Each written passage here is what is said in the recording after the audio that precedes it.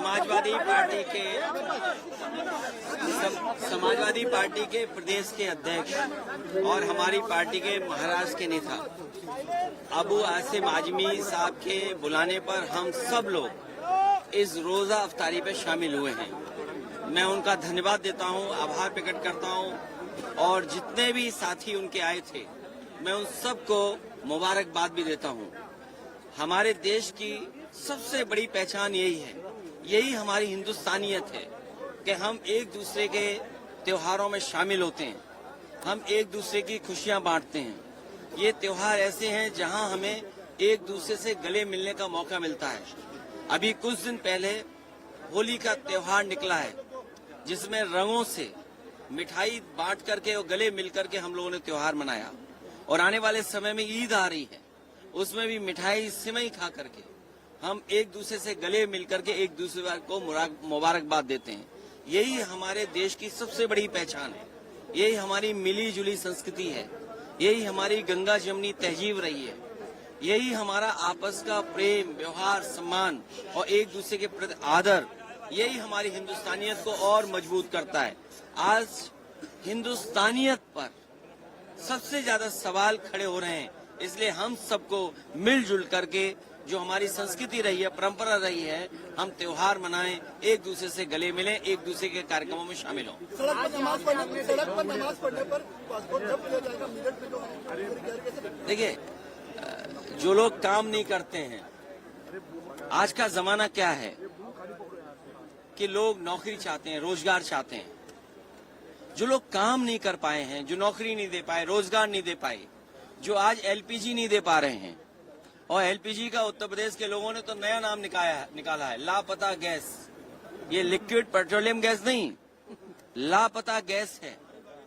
और न केवल गैस बल्कि डीजल, पेट्रोल और चीजें महंगी होती चली जा रही हैं। और जो ये सपना दिखा देते हम विश्व गुरु बनेंगे, हमने विश्व गुरु बनने का मौका खो दिया। अगर भारतीय जनता पार्टी जिस समय युद्ध होना था उस समय अमेरिका और ईरान को समझाने में कामयाब हो जाते तो ना ईरान का इतना नुकसान होता, ना इतनी जाने जाती, और ना ही अमेरिका को ये दबदबा बनाना पड़ता, भारत हमारा विश्व गुरु बनकर के आता।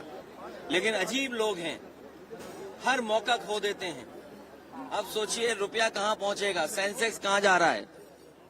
और इन्होंने मेक इन इंडिया का सपना दिखाया था।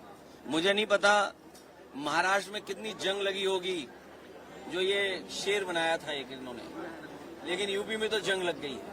और देश के अगर आंकड़े देखें हम लोग तो मैन्युफैक्चरिंग सेक्टर में हम लोग बहुत पीछे छूट गए हैं। इसी तरह डिजिटल इंडिया अपने आप बढ़ रहा है, स्किल इंडिया को कोई पूछ नहीं रहा है। और जो सरकार ने तमाम योजनाएं चलाई थी, जब योजनाएं नहीं हैं और नहीं जनता तक पहुंच रही हैं, इसीलिए धार्मिक बातों को और धार्मिक पाबंदियां लगा करके, नफरत फैला करके, दूरी बना करके और अपना रुतबा दिखा करके लोगों को गुमराह करना चाहते हैं। प्रधानमंत्री कह रहे हैं कांग्रेस मिसइंफॉर्मेशन फैला रही है।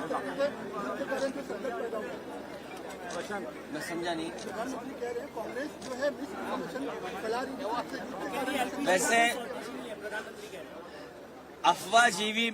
अफवाहजीवी भारतीय जनता पार्टी में सब शामिल हैं। और याद रखना, भारतीय जनता पार्टी राजनीतिक दल नहीं है, ये गैंग है, गैंग। ये गैंग है और झूठ बोलने में नंबर 1 है। और कब कब झूठ बोला है इन्होंने। नोटबंदी से कहा भ्रष्टाचार खत्म हो जाएगा, जीएसटी से कहा कि व्यापार अच्छा हो जाएगा, और सबको लाइन में लगाया कोविड में।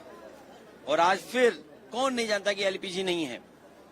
सब जानते हैं कि रेस्टोरेंट बंद हो रहे हैं, ठेला के जो काम कारोबार करते थे, ठेले वाले अपना काम कारोबार नहीं कर पा रहे हैं। छोटा मोटा कारोबार करते थे, रेस्टोरेंट चलाते थे, होटल चलाते थे, वो सब बंद हो रहे हैं। ये कौन है? और लंबी लंबी लाइनें लग रही हैं और ये आंख बंद करके बैठे हुए हैं। बनारस में जाइए, जहां मंदिर में भोजन बनता था, प्रसाद बनता था, आज वहां एलपीजी नहीं है, गैस लापता है। अयोध्या सीता रसोई में लापता गैस है। गोरखपुर, वहां पर लंबी लंबी लाइनें लग रही हैं। जब प्रधानमंत्री के क्षेत्र में ही लाइन लगी हो तो देश में हर जगह लाइन लगी होगी।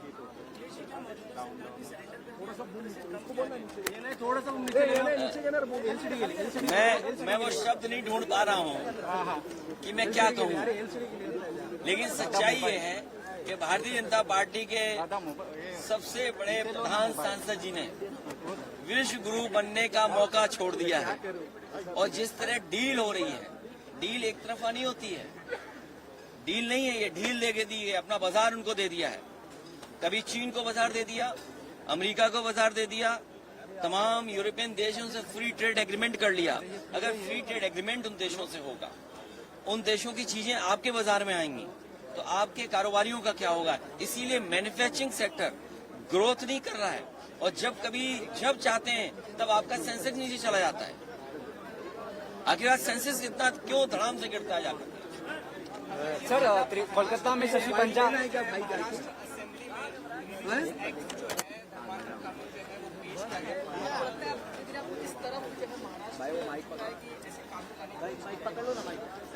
मैंने आपसे कहा कि Bharatiya Janata party religious as per ही चुनाव लड़ती है, रिलीजियस एज पे ही काम करती है। उनके लिए कम्युनल एजेंडा सूट करता है। सेकुलर होना मुश्किल है, डेमोक्रेटिक होना मुश्किल है।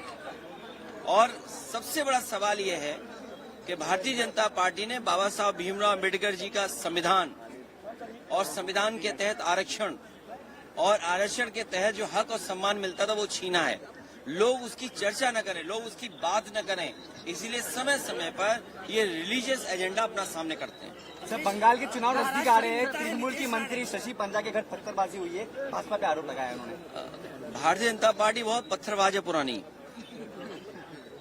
और पॉलिटिकल लाभ कैसे लेना ये अपने ही कार्यकर्ताओं को जेब में रख के पत्थर भेजते हैं। प्रधानमंत्री की रैली थी, उसके पहले भी 2 गुटों में झड़प हुई थी। तो प्रधानमंत्री जी के अगर कार्यक्रम में झड़प हो जाए तो फिर देश की सुरक्षा कैसे कर पाएंगे प्रधानमंत्री जी?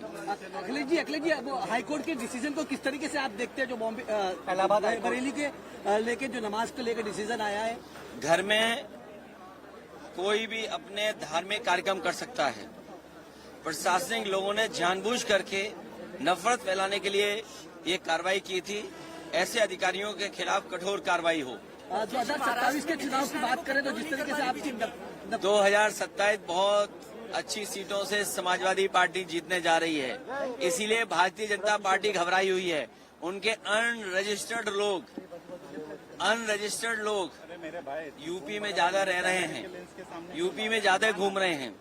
उन्होंने अपनी स्टेट छोड़ दी है। अनरजिस्टर्ड लोग, अंडरग्राउंड लोगों ने उत्तर प्रदेश में ठिकाना बना लिया है। आप जानकारी करना, आपके प्रदेश में कम, हमारे प्रदेश में ज्यादा निवास हो रहा है। सर, मुख्य चुनाव आयोग के खिलाफ इम्पीचमेंट मोशन लाया हम गया उसके है। पक्ष में हैं। चुनाव आयोग बेईमानी कर रहा है। Thank you so much.